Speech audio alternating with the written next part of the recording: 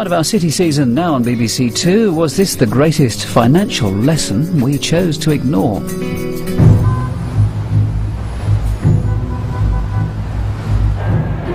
In 1929, years of booming prosperity ended in catastrophe. It was the biggest stock market crash since records began. It is impossible to underestimate the shock, a sense of stunned disbelief. First-time investors borrowed huge amounts of money to speculate on the market.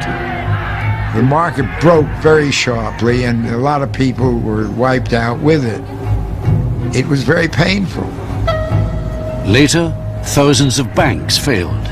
Millions lost everything. The poverty was really all around us. It was really, really pitiful. The crash was followed by a depression that spread across the world, lasted for a decade, and was a prelude to war. This is the story of a financial disaster that we hoped would never happen again.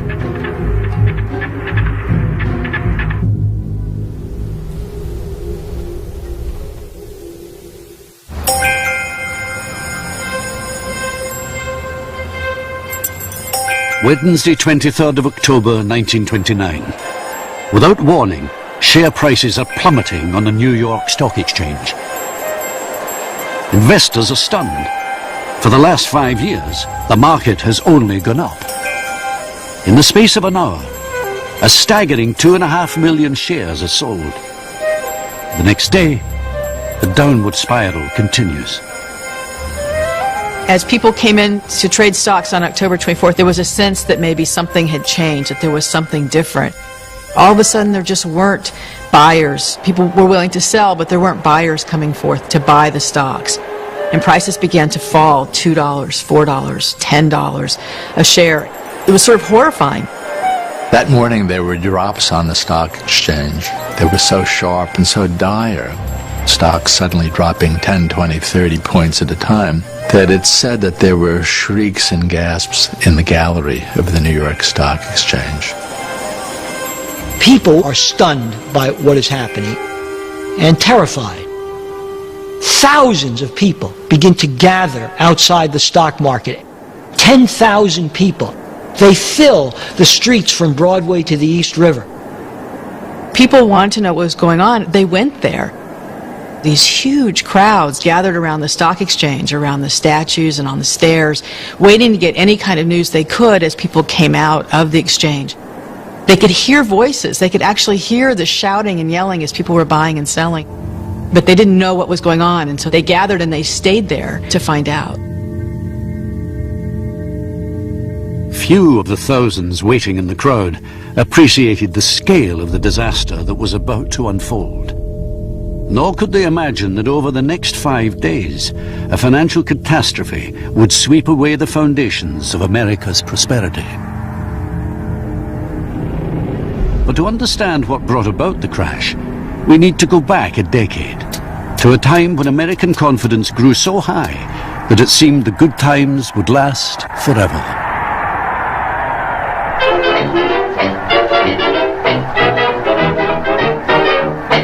In 1919, the US had emerged victorious from World War I. A mood of optimism was in the air. Britain and its European allies were exhausted financially from the war. But the US economy was thriving, and the world danced to the American tune. The uncertainties were over. There seemed little doubt about what was going to happen. America was going on the greatest, gaudiest spree in history, and there was going to be plenty to tell about it.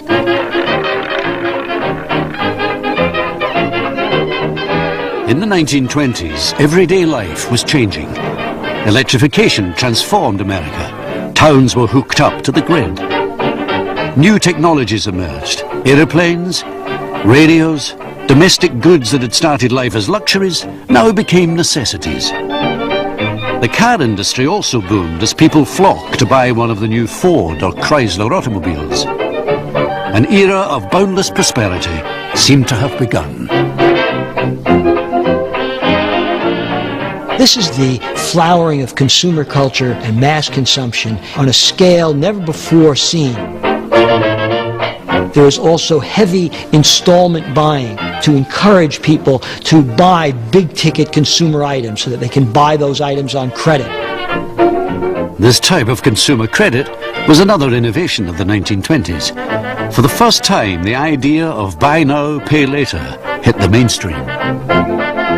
And there's a kind of play culture that develops alongside this consumerism, which says, we believe now in instant gratification. Take care of the now. Don't worry about the future. Live for the moment.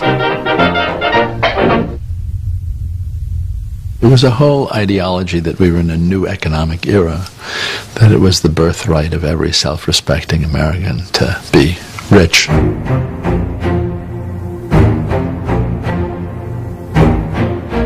With easy credit and more disposable income, Americans were now looking for new ways to get even richer.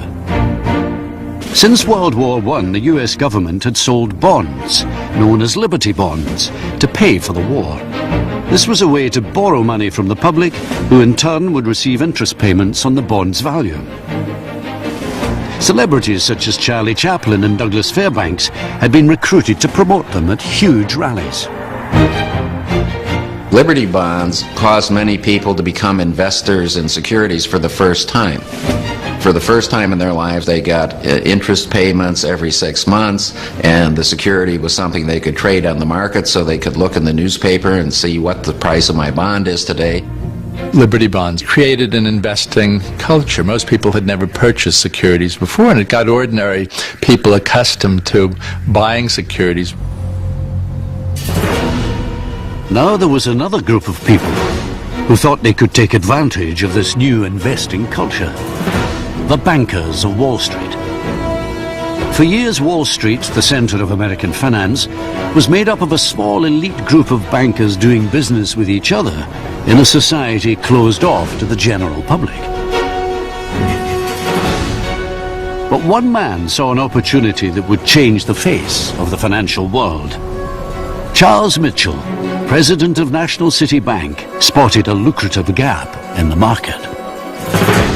Mitchell saw that investors had purchased a lot of government bonds during World War I. And so he said, now we have an investing public there, all we need to do is market other products like corporate bonds, common stocks, and just tell people these are respectable investments. Mitchell was a natural salesman with a big ambition. If people were willing to buy bonds to raise capital for the government, surely they could be tempted to buy stocks and shares to raise capital for private companies listed on the New York Stock Exchange. And they could make a profit for themselves in the process. Gradually, people who never dreamed that they would invest in stocks were doing so, and stocks lost a lot of this stigma. Historically, stocks had been considered much too risky for ordinary people. Whereas in the 1920s, there was a sense that investing in stocks was not only safe, but reliable and respectable.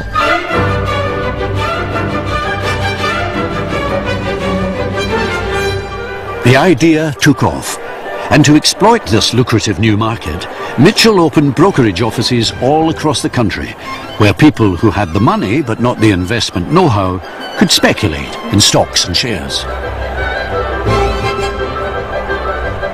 This speculative frenzy embraced all kinds of people, not just professionals. Ordinary people began participating as well in unprecedented numbers all across the country, not just New York City, but in cities and small towns all across America. People were in love with the stock market.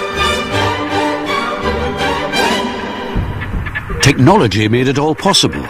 The latest share prices flashed from Wall Street could be printed out within minutes across America, using telegraphic ticker tape machines. You could find ticker tape in nightclubs, in railroad depots, in beauty parlors, on ocean liners. The market became a pervasive part of America's play culture in the 1920s. I eat, sleep, dream, talk stocks. The only way I believe to make money. It's exciting. I love it.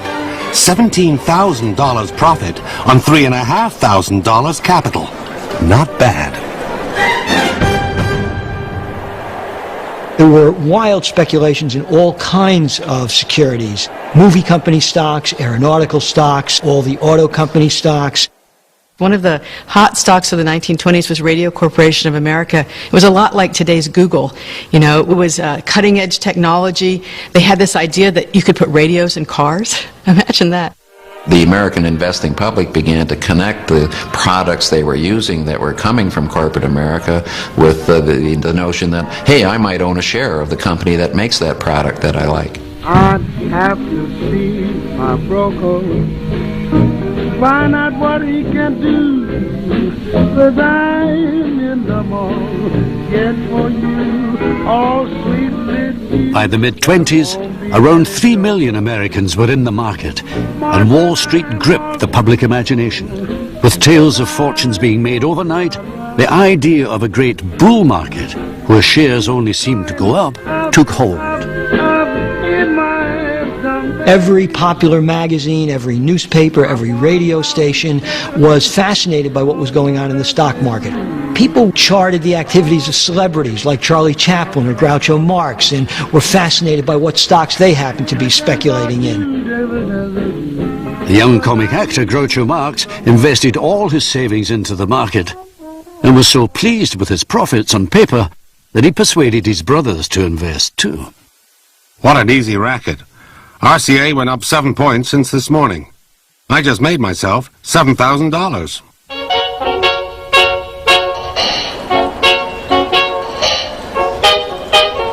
But it wasn't just celebrities becoming speculators.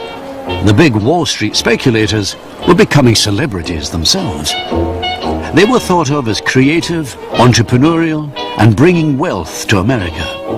Joseph Kennedy, father of the future President Kennedy, was one of this new breed of shrewd financial superstar. People were fascinated because some of these men, like Joseph Kennedy, were ordinary folks. They were men from nowhere, and their rapid rise on the market was a kind of inspiration to ordinary folk that might even be possible for them someday. Stories circulated that anyone from bellboys to barbers could make easy money on the market. A shoeshine boy on Wall Street, Pat Bologna was one of those inspired by these tales of rags to riches. Everyone was going to make a fortune. If you lived in New York, the stock market was king. My father was probably about 17 or 18. On a daily basis, he would shine the shoes of the great men of America. People like Joseph Kennedy, executives like Mitchell. He would converse with them and became somewhat of an expert on things like the Federal Reserve and things that you wouldn't think that a shoeshine would be expert on. But he was talking to the great minds of Wall Street every day, all day. And so my father began to invest in the stock market. If the truth be told, I learned how to reading the stock pages. Because that was what my father did. I mean, we grew up with the stock market. There was the stock market for breakfast. There was the stock market for dinner when he came home. The stock market was the world. I started in 1928 because, like many young people, I wanted to go to the place where everybody was making all this money. My first job was to be a messenger boy on the floor of the exchange. It took only a week or two to find out that most of the time people are greedy. People had so much faith in the bull market that they borrowed increasing sums of money to speculate on rising share prices. This way of buying shares was known as buying on margin. The investor was required to put down only part of the money, with their broker funding the rest. The culture of buy now, pay later had spread to the stock market. Buying stocks on margin means essentially that you're buying them with borrowed money. By the late 1920s, 90% of the purchase price of the stock is being made with borrowed money. There were no rules about how much you could borrow, and people borrowed enormous sums of money to buy stocks. You could buy a $100 stock for $25, and then the brokerage firm would loan you the other $75. And if the stock went up, and in the late 20s everything seemed to go up and up, then that $25 could turn into investment that was worth $200 or $300. So it became a huge part of the U.S. economy to loan money for the stock market. In fact, in the late 1920s, nearly 40 cents of every dollar loaned was for stocks. This vast influx of borrowed money into the stock market created more demand for shares, pushing prices ever upwards. In 1928, the market went up by almost 50% in just 12 months. And as stocks continued to rise, more and more investors borrowed money to get a piece of the action. One of them was shoeshine boy Pat Bologna. My father didn't have a lot of money in the stock market. He told me at the time he had about $6,000 in cash. But remember, $6,000 in cash translated into a lot of stock because in those years you only had to put 10% down for margin. So at $6,000 you could have $60,000 worth of stock.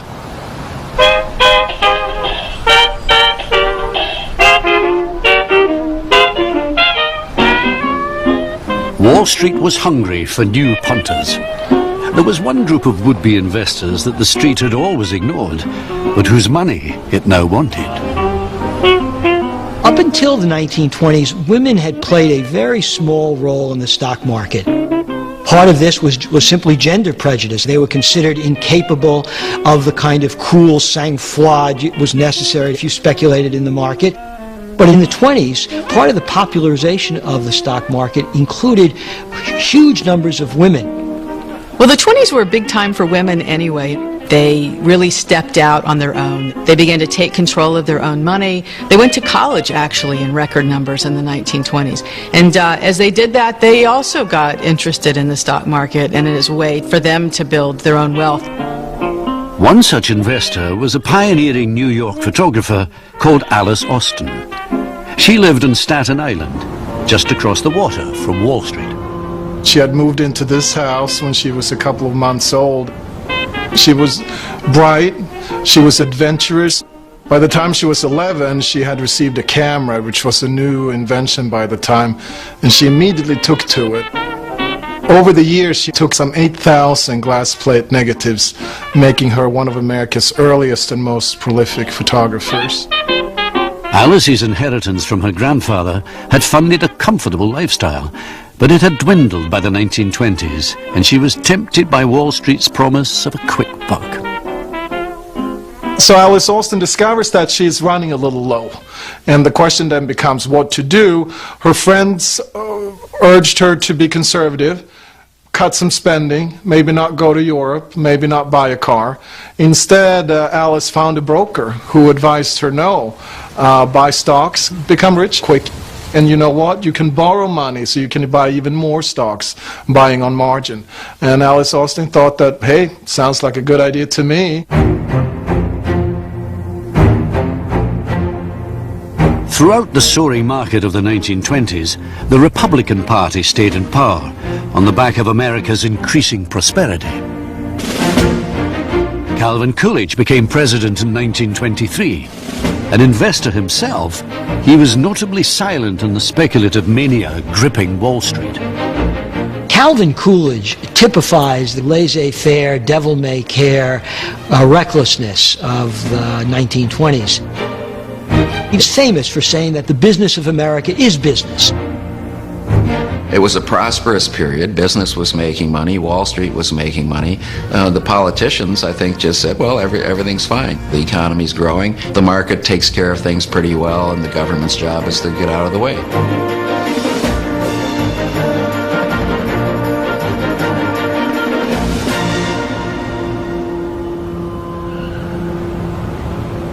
During the Coolidge presidency, Wall Street's power continued to grow unchecked.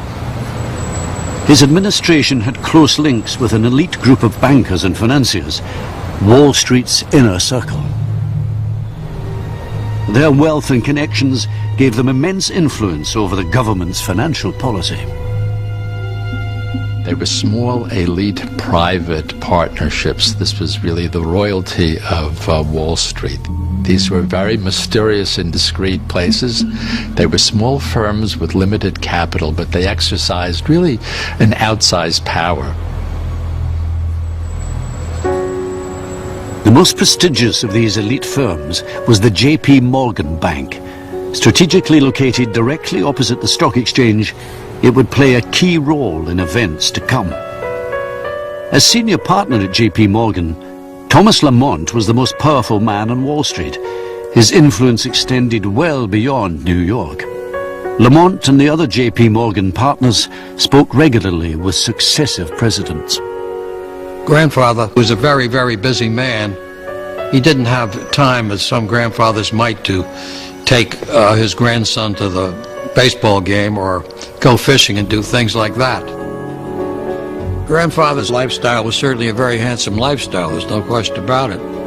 He did have his yacht, the Rennet, which was a 72-foot, very handsome yacht, which he often would cruise down from his house in Palisades, commuting by boat, if you will, down the Hudson River to Wall Street and then walk up to the bank. Under Lamont's leadership, JP Morgan steered clear of the worst excesses of the stock market. But the close relationship between elite bankers and politicians helped keep government regulation of Wall Street to a minimum. While amateur speculators were transfixed by the soaring value of their investments, they were hopelessly unaware of how Wall Street really worked. With little government supervision, the market was a law unto itself, and insider dealing was rife. There was a lot of market manipulation going on. It was rampant. There was no disclosure at all to speak of. And when Wall Street was very small and very self-contained, that was probably okay. But as people like you and me began to put our hard-earned money into the market, then it really mattered. The stock market of the 1920s was neither fair nor democratic. It was a big gambling casino, and it was rigged by professional speculators. As smaller investors gambled with their life savings, they failed to realize that the odds were stacked against them. Men like Joseph Kennedy did not make their fortunes by simply picking the right stocks. The truth was that they were cashing in on the naivety of gullible newcomers. A bunch of sharp speculators would get together, and in coordinated fashion, they would start quietly but relentlessly buying an individual stock. What they would do is hype up a particular stock, buy it up themselves, and then dump it on the market so that they took the profits while the average investor in those stocks were left with the losings. Even some of the elite investment houses on Wall Street were engaged in this type of market manipulation.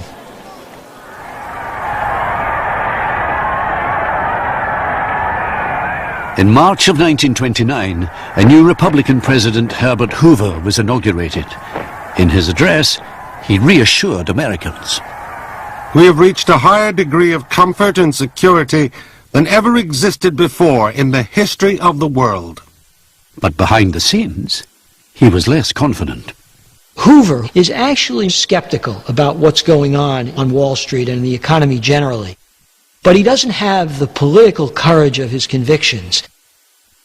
And so when he becomes president, he does nothing to rein in this wild speculative fervor. He doesn't do anything to encourage the Federal Reserve or the Treasury to tighten up margin speculation in the stock market.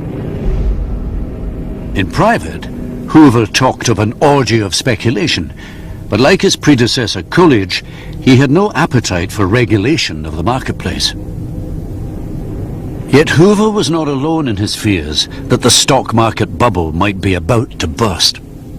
Days after the inauguration speech, a prominent and highly respected banker, Paul Warburg, broke ranks with the Wall Street aristocracy and issued a bleak warning. If orgies of unrestrained speculation are permitted to spread too far, the ultimate collapse is certain to bring about a general depression involving the entire country. My great-grandfather issued a warning in March of 1929. He actually used the word a depression, and he was shouted down. I think he was disregarded. He was, a party pooper. I mean, no, everything's fine. Everybody's making money and having a good time at the party. So when there's a good bull market going on, the person who says this might be getting overvalued, you better be careful, he's sort of dismissed. smiling at me, nothing but little blue signs. Do I see?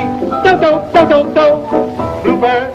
Warburg's prediction fell on deaf ears, and between May and September 1929, 60 new companies were floated on the New York Stock Exchange, adding more than 100 million shares to the marketplace, fueling the investment bubble. You hear the same things in every bubble. This time is different. It's a different financial world. It's a new financial world. In fact, Groucho Marx went to his broker at some point and said, you know, I just don't understand how these prices just keep going up. And the broker said to him, well, you just have to understand that it's a global economy now. And this was 1928, 1929. Gee, I think I've heard that sometime since then. Some professional speculators sensed that the market was overheating.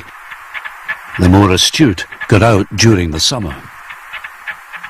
One day, apparently, Joe Kennedy, according to Joe Kennedy's later recollections, he said, if the shoeshine guy knows as much as I do about the stock market, maybe it's time for me to get out. In September, the market became increasingly volatile. Behind closed doors, President Hoover's unease was growing.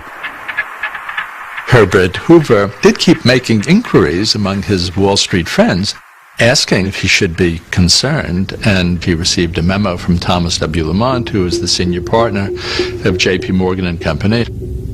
Grandfather said in that letter, the market will correct itself, and there would not appear to be any need for any kind of government intervention in the market. Lamont reassured Hoover that there was absolutely no cause for concern, and the memo ended with the line, "The future appears brilliant."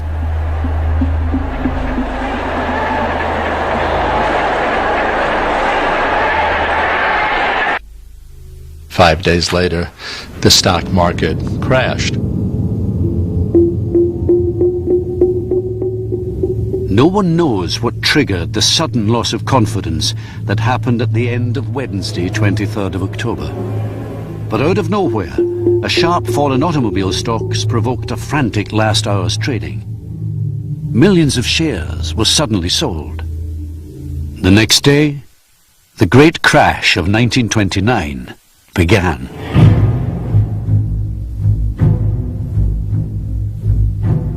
October 24th, 1929, Black Thursday, is often considered to be the beginning of the crash. There was really a tremendous drop which scared a lot of people. It is impossible to underestimate the shock, a sense of stunned disbelief. People panicked as the market just drops and drops and drops. Desperate for news, thousands gathered outside the stock exchange. Tremendous crowd standing there, very grimly staring ahead, men who had just been wiped out. City officials are so alarmed by this that they send 400 mounted police, fearing that there's going to be a kind of Bastille-like invasion of the stock exchange. And it's said that there was a strange murmur in the air, that there was a very, very strange kind of haunting sound, which must have been the cumulative voices of all of these people sharing their concerns. The popular reaction is one of, this can't be happening.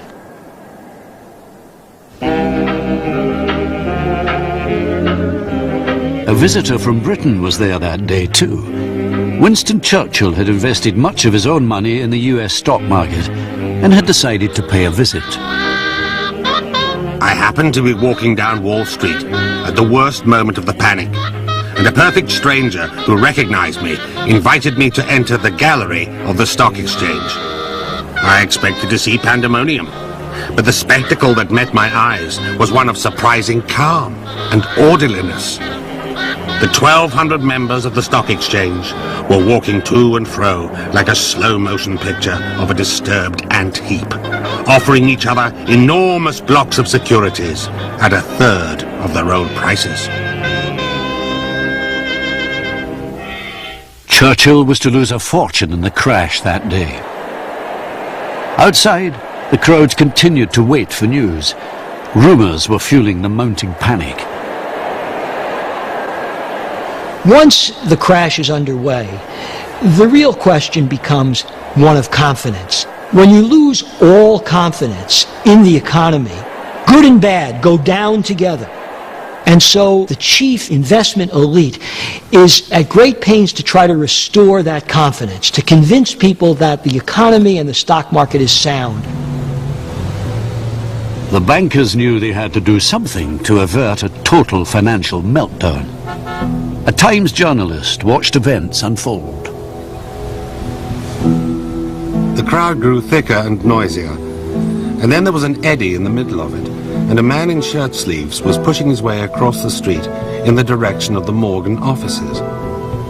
This was Charles E. Mitchell, chairman of the National City Bank. He pushed his way into the offices of the House of Morgan, and a little later, we learned what he'd gone for. Charles Mitchell had been summoned to a meeting at the offices of J.P. Morgan. Around the table were 4 other leading bankers, including Richard Whitney, vice president of the New York Stock Exchange. These were some of the wealthiest businessmen in America, representing around $6 billion in assets. Chairman was Thomas Lamont. I think it was a great shock to Grandfather. He did not foresee that anything like the great crash that took place would happen. Grandfather called a meeting at his office at 23 Wall Street of some of the leading bankers in town and figured out what they could do to support the stock market, which was plunging. What they came up with was a plan to put together a pool of $250 million. And those funds would be used to support a key list of stocks. At lunchtime, Richard Whitney marched across the street back to the trading floor of the stock exchange. With a huge injection of the bankers' cash, Whitney hoped to get the market moving again. Whitney parades over to the desk where U.S. Steel is being sold and buys 25,000 shares of U.S. Steel at a price well above what it was then selling for, and then makes a similar promenade to other blue chip stocks and makes a similar purchase. The idea being we will now restore everybody's confidence in the market. And other great financial titans of the time, including John D. Rockefeller, make similar purchases, hoping that this symbolic act will turn the tide. And it worked. Such was the magical power of the Whitney name and the Morgan name that stocks suddenly turned around and started to go up. By now, news of the meeting had leaked out, and journalists were desperate for information. Grandfather was meeting with a group of reporters who were assembled on Wall Street outside of his bank office. His style was always to stay calm and never say anything that would that would erode people's confidence in the stock market. Silver-haired Mr. Lamont received us with a manner so reassuring. It was like the man who comes on the stage of a burning theatre and urges everyone to keep perfectly cool, stating there is no cause for alarm. There has been a little distressed selling on the stock exchange, and we have held a meeting to discuss the situation. We have found that there are no houses in difficulty, and margins are being maintained satisfactorily. Grandfather and many others felt that the worst was over. But they were very, very wrong.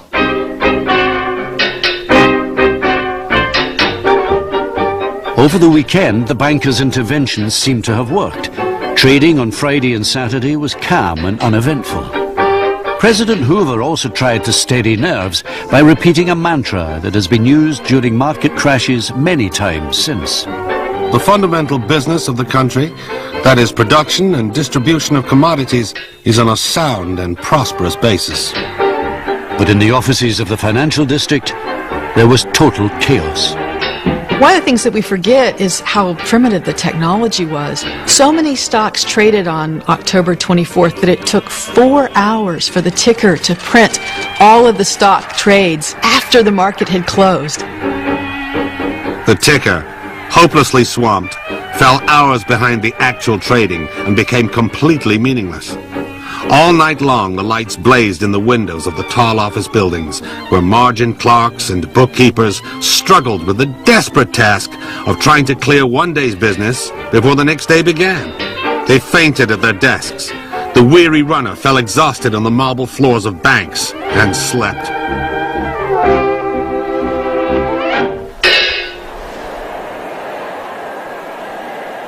On Monday, with stock tickers running out of tape, panicking investors desperate for the latest share prices jammed the telephone lines between New York and other major cities. For the first time, many speculators were discovering the downside of easy credit and buying on margin. A fairly significant number of people who were buying stocks in the 1920s were buying it with borrowed money.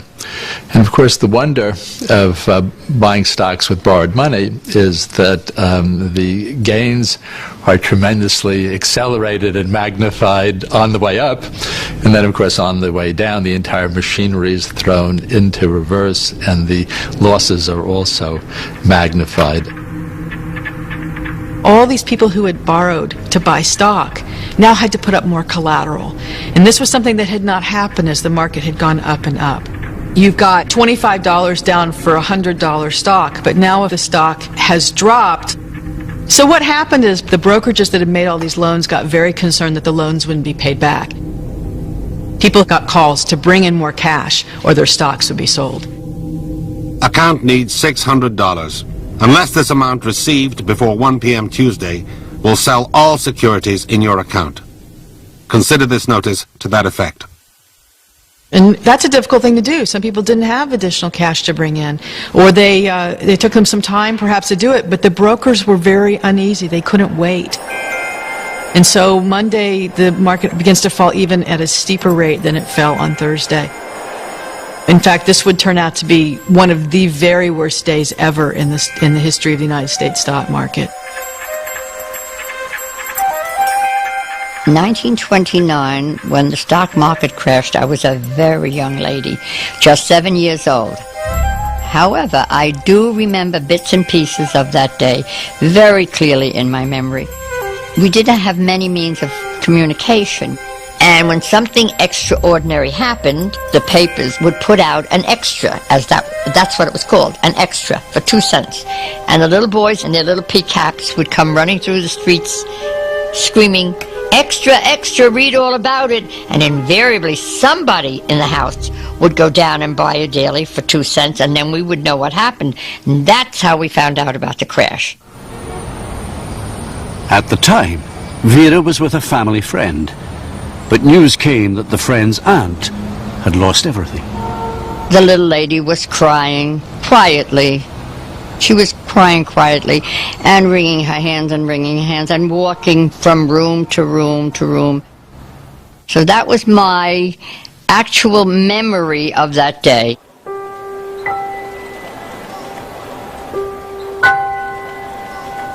On Tuesday morning, some of the most famous names in corporate America saw their share price plummet. U.S. Steel, Radio, General Motors, stocks that had been symbols of the boom years. On Tuesday, there were tremendous waves of selling that just kept coming. This time the selling was so powerful and so relentless, there was no lunchtime meeting at J.P. Morgan. Clearly the volume of the sales overwhelmed any possibility of the bankers trying to stem the tide. By evening Tuesday, all American stocks were worth about 22% less than they were when the market opened in the morning on Monday. 36 hours, you lost 22% of the value of American industry. Hoover was president, and he and Andrew Mellon, the Secretary of the Treasury, were way to the right and felt that it was not the government's job to interfere with this. They believed in pure, unfettered capitalism, and so they did very little or nothing to alleviate the crash. They said it'll solve itself. The market broke very sharply, and a lot of people were wiped out with it. It was very painful. Almost everybody lost money, as has happened now. Oh, the market's not so good today. Your stocks look kinda sick. In fact, they all drop down a point each time the tickers tick. It's estimated that by the end of these 5 days trading, $25 billion worth of personal wealth had simply disappeared. Sell you out. The stock market continues to sag without end. Have orders in to sell everything. I figure I'll have about 500 left if I'm lucky. A humble ending to a potential profit not 4 months ago of nearly 100,000. At least, I say to myself, I lost all in the greatest panic in history. I was very lucky. I never lost my job. I did get a cut in salary. Fortunately, my employers were wealthy people. And when they told me about this, they said, why are you smiling? I said, I thought you were going to fire me. Those who could afford to faced their losses with black humor. I am one of the lambs that Wall Street has shorn. When I was a little girl, a patron of art left me $1 million for my musical education. But I thought I couldn't live on the income from $1 million. So I asked all my rich friends for tips on the market. They gave them to me, and I lost my $1 million. Now the only thing I have left is this chinchilla coat of mine. From now on, my hands are off the ticker and on the piano keys. But if you're lucky enough to have $1 million, hold everything and don't play the market. Another performer who had gambled and lost was Groucho Marx. His reckless speculation cost him everything he'd earned. The fate of Alice Austin, the photographer from Staten Island, was also typical of those who had been lured into the market without realizing the risks. Basically, she loses everything. In 2930, her account is wiped out. And it comes as a shock for Alice Austin. And I don't think she believes it. Like a lot of people, you just can't believe it. And she thinks all I have to do is to wait a little bit and the market will come back. And she continued living as if she was rich. And Alice Austin mortgaged her house, not to pay her bills, but because she once again wanted to take a fancy trip to Europe. My father lost everything. He was losing everything, but he was 22. He took it magnanimously. You know, when you're 22, it isn't as dramatic. The people around him who were, established people in their 50s and 60s and were losing their life savings were in an absolute panic. Not everyone coped with their losses. Although the number of suicides has been exaggerated, to some it seemed the only way out. I know that people read about the stories on Wall Street of people opening the windows in their offices and jumping out. That actually happened. That isn't an urban legend. People did commit suicide. People who had worked 30 and 40 years on Wall Street and had amassed fortunes within a period of days lost everything. I'm sorry I was unable to return the 2 books until now. The conditions down in the financial neighborhood have been such as to keep us working. Yesterday, a woman jumped from the roof of our building, 44 floors, right past our window. I saw her body lying in the street, and the sight was so harrowing that I became half sick.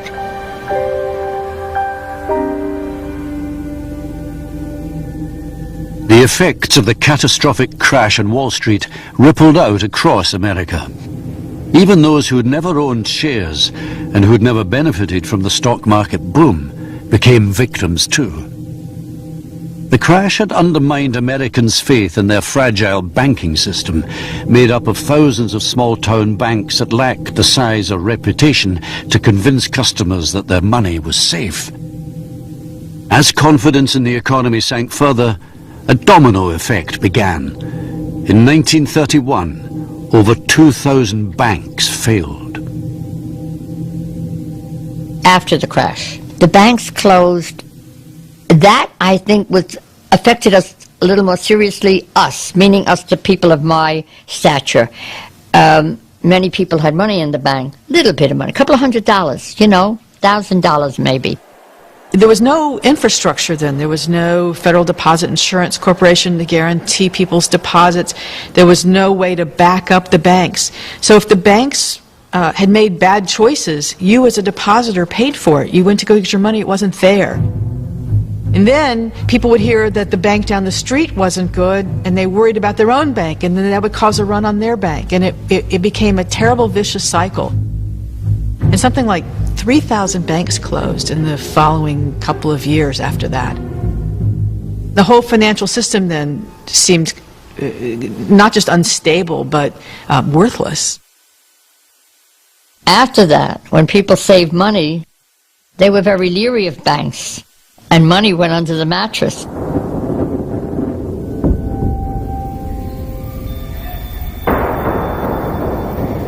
The stock market crash in 1929 did not create the Great Depression, but it did start a sequence of events that eventually culminated with the Great Depression.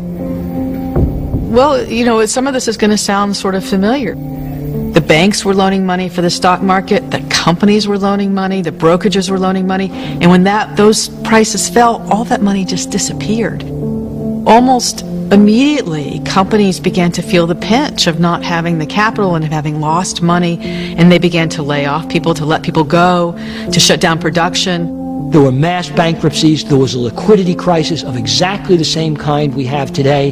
That is to say, all kinds of businesses could no longer get loans to keep themselves afloat, even if those businesses were entirely solvent. They couldn't get the kind of short-term commercial credit to pay their workers, to buy new inventory, to pay their suppliers. And so they began going bankrupt. And as they went bankrupt, they laid people off. And as they laid people off, demand fell. And this is what does traumatic damage to the whole society. So traumatic that it's second only to the Civil War in American memory as a tragic moment in American history. My father had a modest-sized insurance brokerage agency. One night at dinner, my father said that he had to fire an employee. And I very cavalierly said, well, he'll be able to get a job, won't he? And my father said, no. He's an older man who isn't very capable, and I don't think he can. And at that point, my father burst into tears. It was the first time I had ever seen my father cry.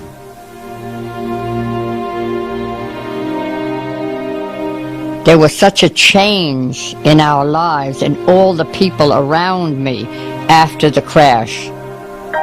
Many of my girlfriend's fathers lost their jobs, and they couldn't pay the rent. They were evicted. The poverty was really all around us. Men had no clothing. They were in rags, really rags. They used to wrap their feet up in newspaper and put them in cardboard, makeshift shoes to walk around the street. And then if you took a walk over to Central Park, you saw this big area, a deserted reservoir that had been drained. And they made little huts of cardboard boxes, and they would sleep there overnight. And they called it Hooverville, because that was the name of our president at the time. And of course, all this stock market crash and all this poverty was, of course, put in his lap. It was really, really pitiful.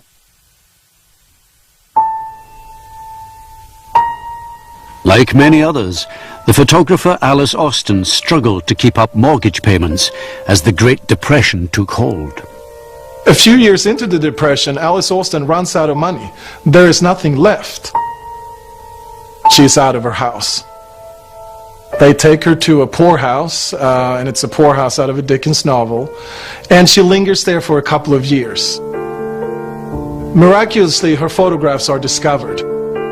A few of her photos are sold to Time and Life magazine, and that earns her enough money to move out of the poorhouse and into a decent retirement home.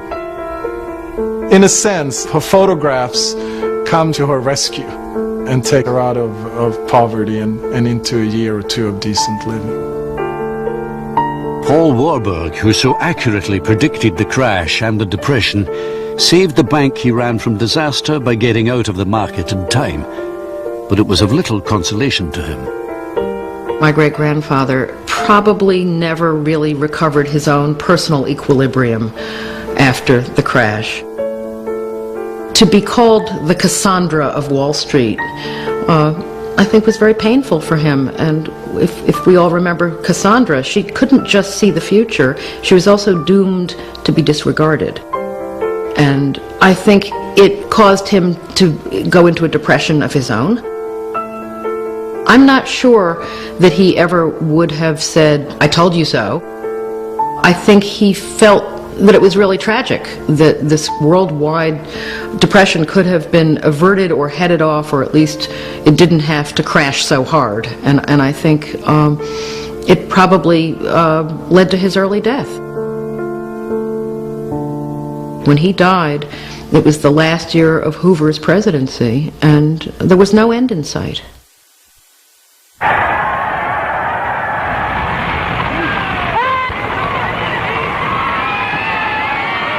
But in 1932, 12 years of Republican rule came to an end. I, Franklin Delano Roosevelt, do solemnly swear that I will faithfully execute the office of President of the United States. Democrat Franklin Roosevelt was elected president in a landslide victory. His first task was to restore confidence. The only thing we have to fear is fear itself. Seen as a savior, Roosevelt promised a new deal for the American people and to regulate the financial system. There must be a strict supervision of all banking and credit and investment. There must be an end to speculation with other people's money. The new president acted quickly. He guaranteed bank deposits and introduced laws forcing bankers to operate under strict government supervision.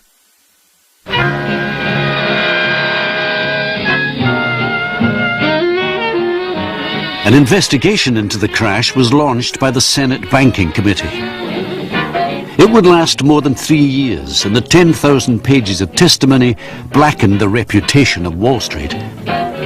The committee's ambitious lawyer, Ferdinand Pecora, challenged the banking elite to account for their behavior. He calls these bankers to testify. And what does he learn? He learns that Charlie Mitchell of National City Corp had sold stock to his wife to avoid taxes. Richard Whitney, who had so boldly bought stock on Black Thursday, lost money of his own and began borrowing from his brother. And then when that didn't work, he began stealing from customers. He ended up in jail doing time. The most prestigious bank in America, J.P. Morgan, was also found to be far from blameless. The hearings uncovered evidence of a list that offered preferential deals on stocks to friends in high places, including a former president. Not only Morgan partners and Morgan family members, but also prominent corporate executives and even some politicians. Calvin Coolidge was on the preferred stock list, for example. That was a practice that a lot of people felt was wrong. Ferdinand Pecora had a great quote. He said it was shocking disclosures of low standards in high places, which I love because, you know, you could say the same thing today. In response to public outrage at the bankers' dirty dealings, President Roosevelt set up the Securities and Exchange Commission. Its task, to clean up Wall Street. At its head, he chose a man who knew more about unethical practice than most. President Roosevelt, when he introduced the Securities and Exchange Commission to regulate Wall Street, named his old friend and supporter Joe Kennedy to be the first chairman. And that's putting the fox in the chicken coop.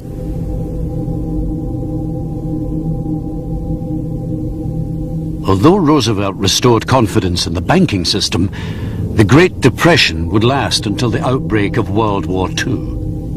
Then, as now, the globalized economy meant that the crash and subsequent depression rippled out across the world. In Britain, there was a slump in manufacturing, and millions lost their jobs.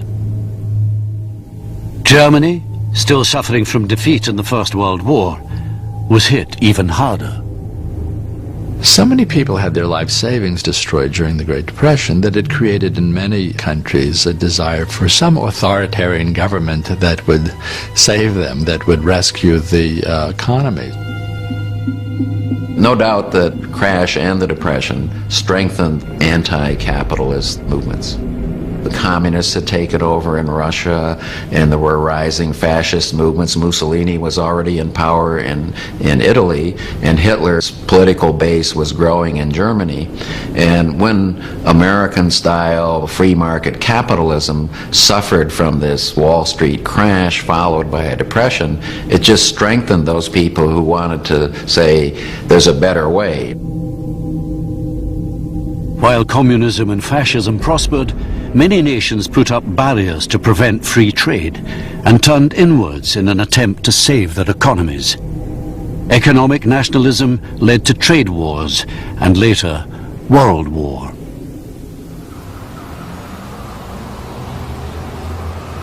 "80 years on, those who remember the bubble of the 20s and the crash that followed feel that they have seen it all before. I don't think we learned anything from it. I have found that people's memories are very short. They make the same type of leveraged commitments where they don't look at the downside risk. You have a lot of cheap credit in the 1920s. Now we've had cheap credit and people have speculated in houses, and now the housing bubble has collapsed. You have a heavily leveraged American consumer. He's in debt up to his eyeballs, and he can't sustain that debt. The subprime mortgage crisis is a symptom of that. In the 80s and 90s, faith in the free market had revived. And as optimism returned, many of the financial regulations which Roosevelt had introduced were felt to be outdated and were slowly dismantled. Yet again, a lightly regulated market allowed speculation to grow unchecked.